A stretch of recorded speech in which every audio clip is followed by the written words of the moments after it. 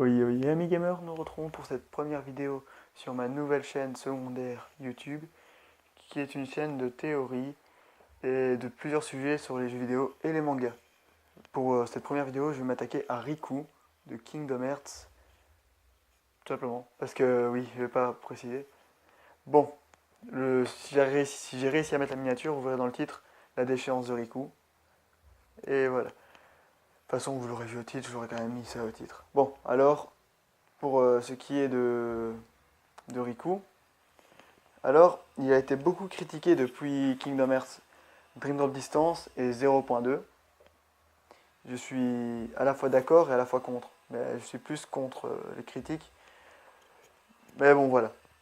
Pour une chose que j'ai à dire, c'est que Riku, je vais vous expliquer à peu près comment était Riku dans Kingdom Hearts 1, et vraiment bref dans les autres. Déjà dans Kingdom Hearts 1, c'est un garçon rêveur qui rêvait de visiter d'autres mondes, etc. Et dans Kingdom Hearts 1, il finit par céder à la ténèbres. Puis dans le 2, enfin dans Chain of Memories, il se rend compte que. Enfin, il se rend compte qu'il y a encore des ténèbres en lui, il a du mal. Dans 358 sur Days, il succombe à ces ténèbres en devenant Ansem, comme disent les anglophones. Et dans Kingdom Hearts 2, justement, il, euh, il devient. Enfin, il fait équipe avec les ténèbres et la lumière, donc il additionne ses ténèbres et sa lumière pour combattre les ténèbres. Ce qui est pour moi le meilleur Riku. Mais bon, après, il décide plein de trucs. Enfin, il y a beaucoup de trucs qui a changé chez lui. Par exemple, Riku, bah, tout simplement, n'est pas le même. Il a les cheveux courts dans Dream Drop Distance, qui a beaucoup choqué de personnes, je sais. Et moi y compris, car je suis un grand fan de Riku avec les cheveux longs. Mais, Tetsuya Nomura a expliqué dans une interview que si Riku avait les cheveux courts après, c'est car il avait décidé de ne pas se couper les cheveux tant que l'histoire avec Sora ne s'arrangerait pas. Ensuite, euh, bah, techniquement, Riku, s'il est comme ça maintenant, c'est son évolution, tout simplement. Il a fait que évoluer et il n'a pas. Enfin voilà, c'est tout, il a juste évolué.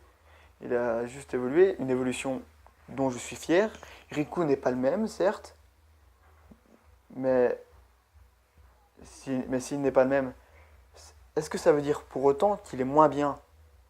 Non, car justement, Riku reste Riku. Riku reste un personnage intéressant, exploité dans l'essence Kingdom Hearts. Puis, il y a eu cette bombe. Nouveau trailer Kingdom Hearts, nouveau thème de Hikaru, et Riku, qui pose sa Keyblade et qui dit qu'il la laissera à son autre lui. Il y a plein de théories, ça j'en reviendrai plus tard dans une vidéo théorie, bien évidemment. Mais moi, je pense que. Voilà, je vous le dirai pas avant ma vidéo théorie. Et là, plein de gens étaient en mode ouais, mais attends, Riku pose sa Keyblade, nanana. Oui, certes, il abandonne sa Keyblade, mais est-ce pour autant que Riku. Enfin, sa Keyblade ténèbres, bien évidemment. Mais pour autant, Riku, il s'est développé, il est devenu bien meilleur. Car le personnage s'est amélioré.